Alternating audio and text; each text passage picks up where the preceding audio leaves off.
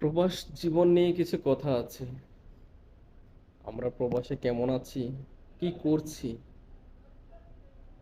দেশের মানুষ কি এগুলো ভাবে?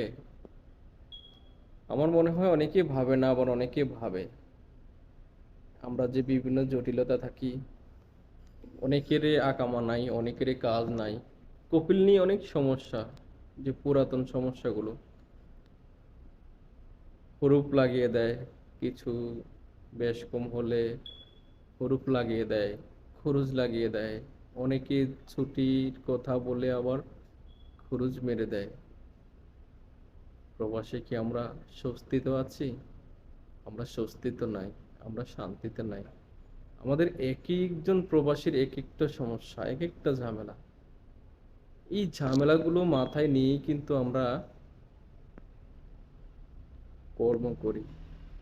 আর সেই কর্মের যেই টুকু পাই, ওইটুকু আমরা আমাদের পরিবার পরিজনকে দিই।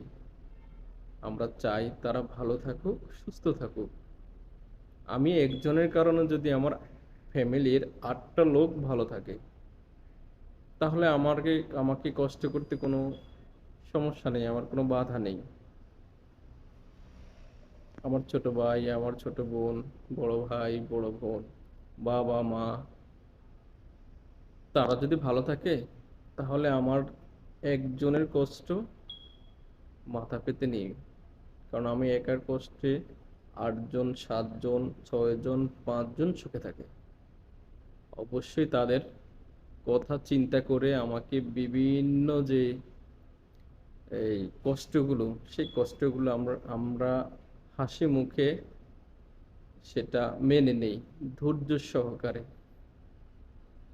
কেননা আমরা যদি এই দেশে যেখানে কাজ করি, সেই কাজ, যারা আমাদেরকে কাজ দেয়, যার আন্ডারে কাজ করি, তাদের সঙ্গে যদি আমরা ঝামেলা করি, ঝগড়া করি, ঝগড়া বলতে কি, কাজ বেশি করায়, সেটা বললেই কিন্তু চাকরি থেকে বাদ দিয়ে দেয়, কিংবা কষ্টের কাজে দেয়।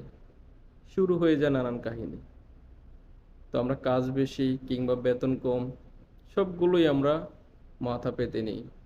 কপিলদের ঝামেলা, মালিকদের ঝামেলা, এই সবগুলোই কিন্তু আমরা মাথা পেতে হাসি মুখে নিই, কারণ আমাদের দেশের কথা, দেশের মানুষের কথা চিন্তা করে। এই হচ্ছে আমাদের প্রবাস জীবনের কিছু কথা।